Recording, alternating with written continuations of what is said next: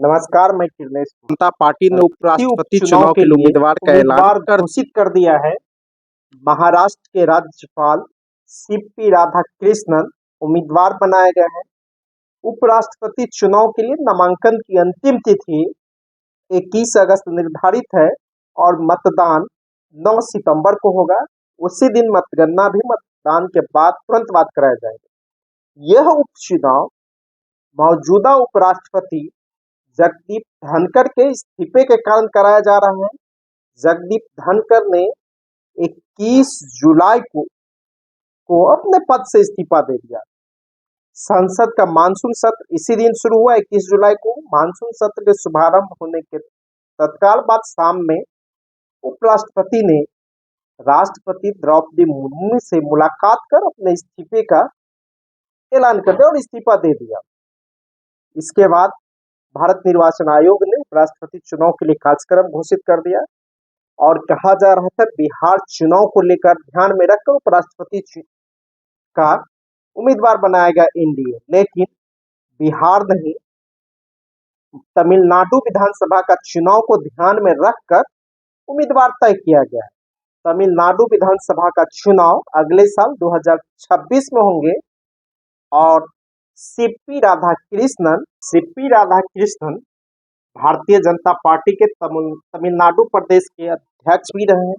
वे कोयम्बटूर से 2 बार सांसद भी रहे लोकसभा के। तो कुल मिलाकर भारतीय जनता पार्टी ने तमिलनाडु विधानसभा चुनाव को ध्यान में रखकर सीपी राधाकृष्णन को उपराष्ट्रपति पद का उम्मीदवार घोषित किया है।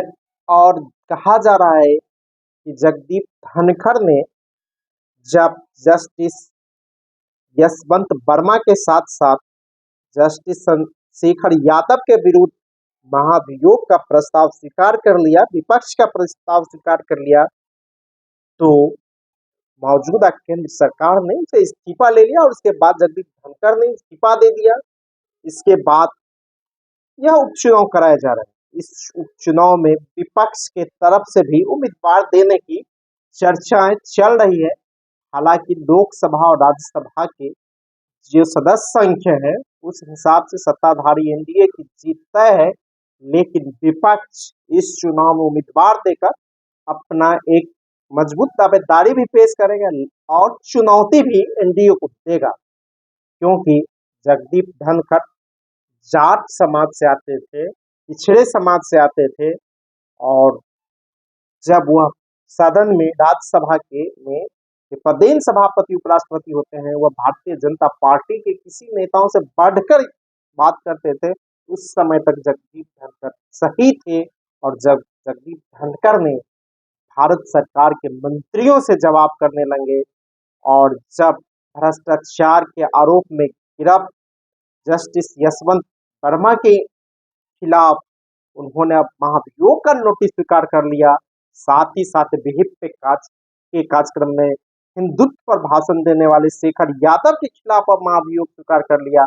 यह भारतीय जनता पार्टी को पचा नहीं और उससे इस्तीफा ले लिया और इसी के बाद यह उपचुनाव कराया जा रहा है। यह उपचुनाव कराया जा रहा है उपराष्ट्रपति के। मौजूदा उपराष्ट्रपति जो जगदीप धनखड़ था, उनका कार्यकाल 10 अगस्त 2027 तक था। वे 21 जुलाई को ही इस्तीफा दे दिए थे, क्योंकि जगदीप धनखड़ ने उस उपराष्ट्रपति पद का 11 अगस्त 2022 को शपथ लिए थे, इसलिए इसका कार्यकाल 10 अगस्त 2027 तक है। और जो उपराष्ट्रपति चुन कर आएंगे उनका कार्यकाल 10 अगस्त 2027 तक होगा। और यह चुनाव राष्ट्रपति के कई मायने रखते हैं। भारतीय जनता पार्टी चाहे राष्ट्रपति का पद हो, उपराष्ट्रपति का पद हो, सभी चुनाव को ध्यान में रखकर ही तय करती है। कहा जा रहा था बिहार चुनाव को ध्यान में रखकर उपराष्ट्रपति के उम्मीदवार तय किए जाएंगे, क्योंकि इसी साल अक्टूबर नवंबर में बिहार विधानसभा के चुनाव है। लेकिन भारतीय जनता पार्टी और प्रधानमंत्री नरेंद्र मोदी ने अगले साल होने वाले तमिलनाडु विधानसभा चुनाव को ध्यान में रखकर तमिलनाडु से उपराष्ट्रपति के उम्मीदवार बनाए हैं। सीपी राधाकृष्णन उम्मीदवार बनाए गए हैं। वे तमिलनाडु भारतीय जनता पार्टी के प्रदेश अध्यक्ष रहे हैं, 2 बार लोकसभा के सदस्य रहे, अभी मौजूदा महाराष्ट्र में राज्यपाल है। और इस सरकार में जगदीप धनखड़ भी जब पश्चिम बंगाल के राज्यपाल थे और उसका टकराव पश्चिम बंगाल की सरकार के साथ खूब सुर्खियां बटोरती थी, तब उसे उपराष्ट्रपति इनाम के रूप में बनाया गया।